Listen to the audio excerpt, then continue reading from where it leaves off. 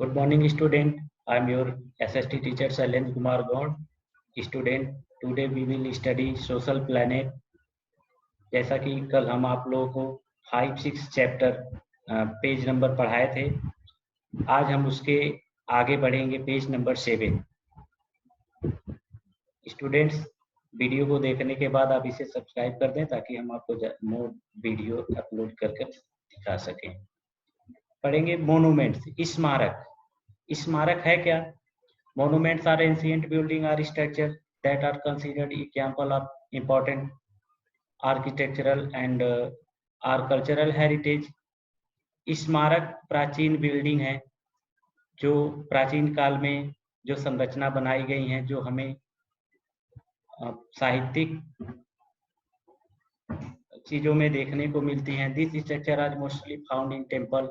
ये संरचना आपको ज्यादातर मंदिरों में देखने को मिलेगी, मस्जिद में, भवन है, महल है, फोर्ट्स, टॉम्ब्स एंड स्तूप्स में। They give detail of the architecture beauty which tells us about the religious, cultural and social life of people of the past। ये हमें डिटेल में इस भवन निर्माण की सुंदरता को दिखाते हैं जो बीते हुए समयों में धार्मिक, कल्चर, साहित्यिक और सामाजिक जीवन में कैसे लोग रहते थे। द सांची स्तूपा इन मध्य प्रदेश। सांची स्तूप जो मध्य प्रदेश में है। The shore temple near Chennai. Chennai के पास शोर टेम्पल है। The Taj Mahal in Agra. आगरा का Taj Mahal. The red fort in Delhi. Delhi का Lal Qila are some monuments that are historical significance. ये कुछ ऐसे स्मारक हैं जो हमें ऐतिहासिक चीजों को दिखाते हैं। लिटरेरी सोर्स, साहित्यिक स्रोत। साहित्यिक स्रोत है क्या? Script of A form of writing was created by inventing alphabet and putting them together from the words and sentence. जो हमें लिपि मिली है, लिखावट की, अल्फाबेट को हम शब्दों के साथ एक सेंटेंस बना करके क्रमबद्ध उन्हें रखते हैं। This gradually took the form of language and development of literature. धीरे धीरे यह भाषाओं का रूप ले लिया और साहित्य में कन्वर्ट हो गया। मनुष्य स्क्रिप्ट आप देखेंगे। हस्तलिपि, many written records are available today. आजकल बहुत से हाथों से लिखे हुए रिकॉर्ड हमको मिलते हैं। These are called manuscript. इसे हम हस्तलिपि कहते हैं। Historians have been able to solve many mysterious of the past through this manuscript. इस लिपि के द्वारा हमारे इतिहासज्ञ जो हैं बहुत से रहस्यों को सॉल्व किए हैं। These were usually written on palm leaf or on the bark of beech tree that grow in Himalayas। कुछ जैसे आप पाम की पत्तियों पर, बार्क पर, पेड़ की छालों पर, और कुछ जो है कि चीजों को ये जो हिमालय पे मिलने वाले जो पेड़ हैं उन पे लिख करके ये लोग रखे थे। These manuscripts were are on all kind of subject like religious belief and practice on the lives of kings, science, medicine। ये सभी चीजों पे मिलते हैं। ये धर्मों से लेकर के कैसे उस समय के लोग किस तरह के धर्मों पे विश्वास करते थे, कैसी प्रथाओं को मानते थे, वहाँ के राजा कैसे थे, विज्ञान कैसा था, उस समय का मेडिकल साइंस कैसा था, इन सभी चीजों के बारे में हमें उन पत्तों पे लिखा हुआ मिलता है। These books are written mainly in the language used by ordinary people like Prakrit, Tamil and Sanskrit. ये किताबें हमें जो है मुख्य रूप से एक साधारण भाषाओं में, विशेष भाषाओं में लिखी हुई मिलती हैं, जैसे प्राकृति है, तमिल है और संस्कृत भाषा में। But over the year many of the manuscript are destroyed due to the improper handing. लेकिन जैसे जैसे समय बीतता गया बहुत से जो है हस्तलिपियां जो है कई लोगों के हाथों में जाने से ये समाप्त हो गई, खत्म हो गई।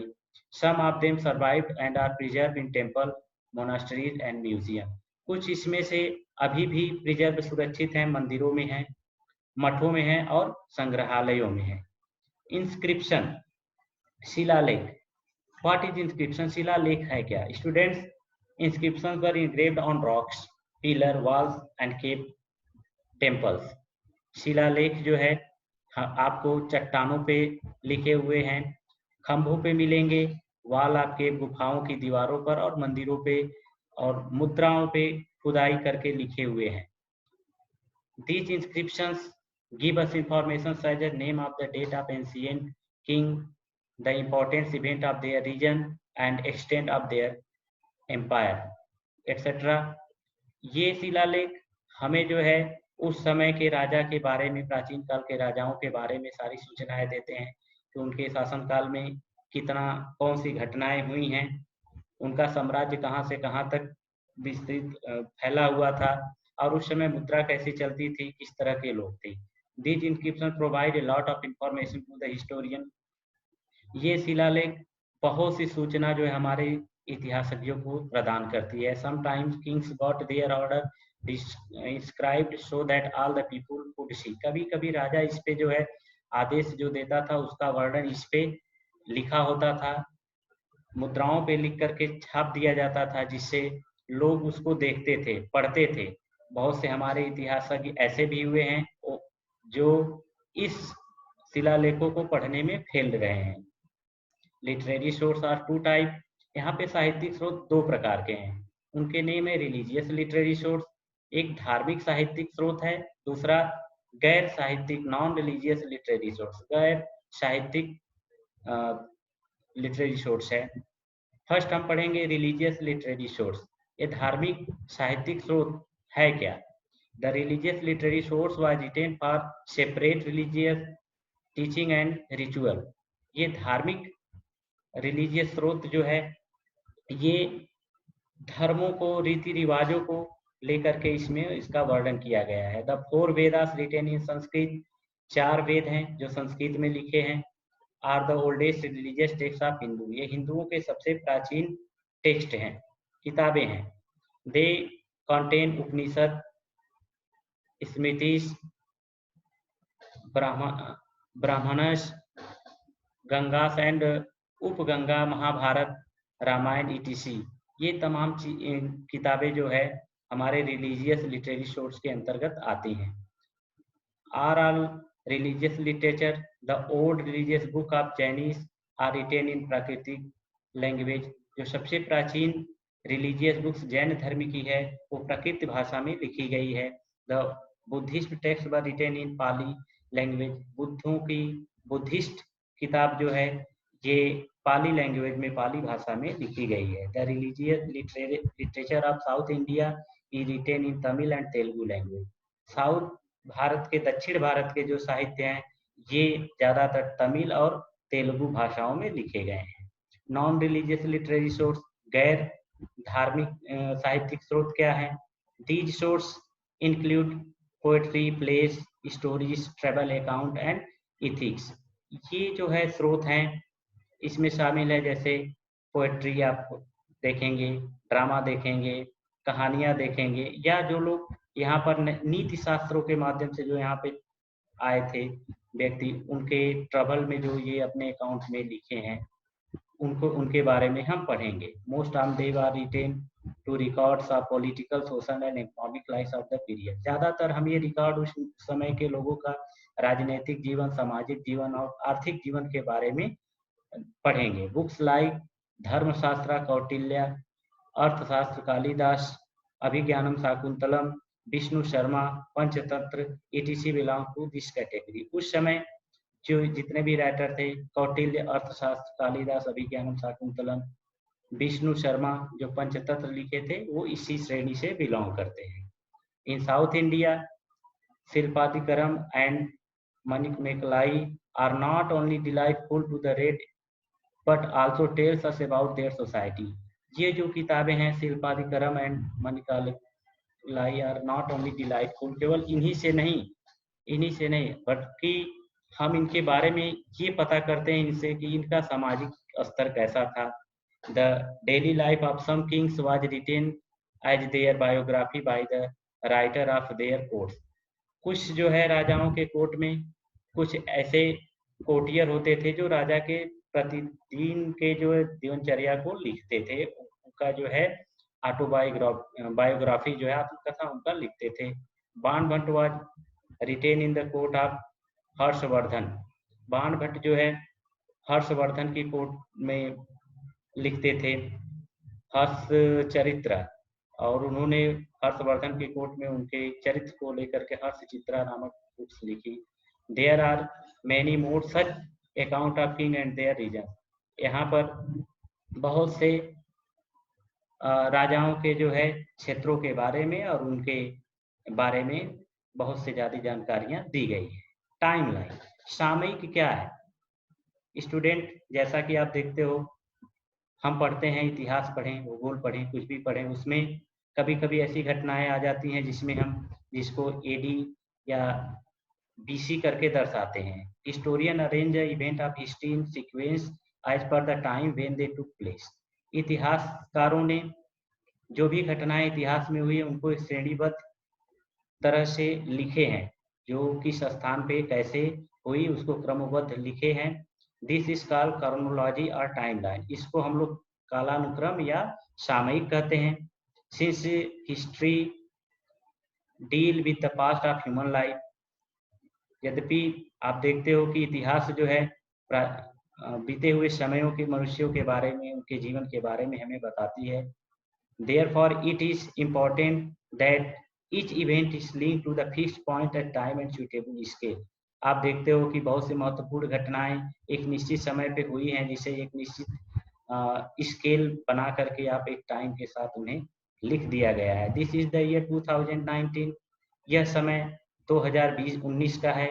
We count year from the date gradually assign to the birth of Jesus Christ. हम इस डेट को जनरली प्राय जो है कि जीसस क्राइस्ट के जन्म के तिथि से निकालते हैं।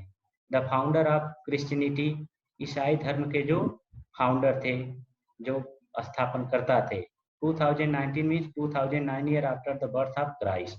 2019 का मतलब है 2019 यानी क्राइस्ट, जीसस क्राइस्ट के जन्म के बाद। Historian express time of history by two term. इतिहासज्ञों ने इतिहास के जो है समयों को दो भागों में बांटा है, BC and AD. BC stand for before Christ, BC जो है before Christ. AD stand for Anno Domini which means in the year of Lord, जिसका मतलब होता है एनो डोमिनी का जो साल हमारे लॉर्ड का है। With the birth of Jesus Christ, जिसे जीसस क्राइस्ट के जन्म से मानते हैं। So 2009 can also be written as AD 2009। अतः हम 2019 को एडी 2019 लिख सकते हैं। Any event that occurred 100 years before the birth of Christ would be expressed at 100 year BC because they are counted backward. So 100 BC comes before 99 BC and AD 99 comes before AD 100। हम 100 साल को Jesus Christ के birth के अनुसार जो है express कर सकते हैं। BC 100, BC 100 back Christ because they are count words of BC come before। आपका ये जो 100 बैक क्राइस्ट है, ये जो है 99 BC बैक क्राइस्ट के बाद आता है, और ये जो 99 AD है ये 100 AD के पहले आता है। समटाइम कभी कभी हम लोग CE is also use instead of AD। कभी कभी हम लोग CE का प्रयोग AD के बदले कर देते हैं, AD की जगह कर देते हैं, and BCE instead of BC। और BCE का प्रयोग हम लोग BC के जगह पर करते हैं। The letter CE stand for common era. C का मतलब है common era. Sometime the letter BPR also written the means before present. कभी कभी हम लोग BP भी लिखते हैं, जिसका मतलब होता है वर्तमान से पहले। Name of the land, name of the land भूमि का नाम। अब स्टूडेंट्स हम पढ़ेंगे भूमि का नाम। Our country is known as Bharat, Hindustan and India. जैसा कि आप जानते हो हमारे देश का नाम भारत भी है, हिंदुस्तान और इंडिया के नाम से जाना जाता है। The name Bharat is used and designed for the our country regard to our ancient mythological emperor Bharat. जैसा कि हम जानते हैं हमारे देश का नाम भारत, हमारे देश के पौराणिक कथाओं में भरत की कहानी है, उन्हीं के नाम पर हमारे देश का नाम भारत रखा गया है। According to the writing known as the Purana, जैसा कि हमें पुराण के अनुसार मिलता है, ये धार्मिक इतिहासक टेक्स्ट या इतिहास में लिखे हुए जो है कि चीजें हैं जो 5वीं शताब्दी के लगभग मिलते हैं। भारत कंक्वायर्ड द होल सब continent of India and rule the land of peace and harmony. Bharat जो है भारत के उपमहाद्वीपों, संपूर्ण भारत के उपमहाद्वीपों पर विजय प्राप्त कर लिए थे और वहां पे वो शांतिपूर्वक, आनंद पूर्वक जो है राज्य कर रहे थे। The land was therefore known as Bharatvarsha. उस समय उस भूमि को हम लोग भारतवर्ष के नाम से जानते हैं। The name India has been derived from the river Indus. जैसा कि आप जानते हैं हमारे देश का नाम इंडिया भी है।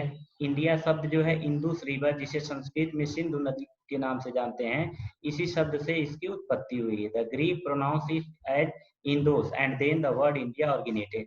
जो ग्रीक के लोग थे ये इसको इंदोस के नाम से बोलते थे, बाद में इसी का नाम जो है इंडिया पड़ा। The people of Iran were familiar with the river Indus. Iran के लोग सिंधु नदी से परिचित थे। They call it हिंदोस। वे इसे हिंदोस कहते थे। And the land of the east of river was called Hindustan. जो भूमि और जो नदियां पूर्व में थी उसको ये लोग हिंदुस्तान के नाम से पुकारते थे। नाउ अब हम लोग पढ़ेंगे बेटा जियोग्राफिकल फ्रेमवर्क। ये भौगोलिक संरचना, भौगोलिक ढांचा हमारे देश का कैसा था, कैसा है, इसको हम पढ़ेंगे। This history, the history of the country is influenced by the geographical factor. भौगोलिक तथ्यों के कारण हमारे देश का जो है इतिहास जो है हमेशा बदलता रहता है, प्रभावित होता है। आवर इंडिया सब कॉन्टिनेंट है डिस्टिंक्ट जियोग्राफिकल फीचर। हमारा देश भारत जो है अपनी भौगोलिक संरचना के कारण जो है भिन्न है। The north India gangetic plain was very fertile. उत्तर में गंगा नदी का जो मैदानी भाग है ये बहुत ही उपजाऊ है। हेंस अतः human settle first around the region. अतः मनुष्य जो है सबसे पहले इस क्षेत्रों में आकर के सेटल हुए, बसे। The south peninsula was divided into smaller group by mountain plateaus and river valleys. जो साउथ पेनिनसुला है ये छोटे छोटे भागों में डिवाइड हो गया, जैसे कुछ क्षेत्रों में पहाड़ हैं, पठार हैं और नदी घाटियां हैं। The great Himalaya in the north acted A barrier between India and central Asia. हमारे देश के उत्तरी भाग में आप देखेंगे कि हिमालय पर्वत एक बैरियर की भांत है जो भारत और सेंट्रल एशिया के मध्य में एक प्रहरी की भांत स्टैंड हुआ है, खड़ा है। The passes in the mountain form routes of the contact through which idea, tradition and culture are exchange. हम देखते हैं कि इन्हीं माउंटेन से होकर के कुछ रास्ते ऐसे गुजरते हैं जिसमें हमें दर्शाता है कि किस तरह के परंपराएं, साहित्य जो है कि इसमें जो है एक्सचेंज हुए हैं, बदलाव हुए हैं, जो सेंट्रल एशिया से चल करके हमारे देशों तक पहुंचे हैं। There were two main trade routes. यहाँ पर व्यापार के दो मार्ग थे। One of the stage from the Hindu Kush mountain to the mouth of the Ganga. एक तो इसमें से हिंदू कुश पर्वत है जो गंगा नदी के मुंह पर है, एंड वाज कॉल्ड द उत्तर पथ, और जिसको हम उत्तर पथ के नाम से जानते हैं।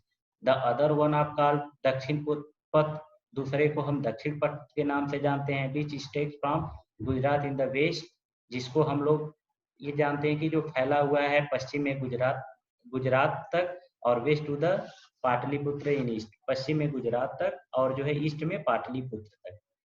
Historian use the source of interpret the history according to the period and enable us to learn about the past.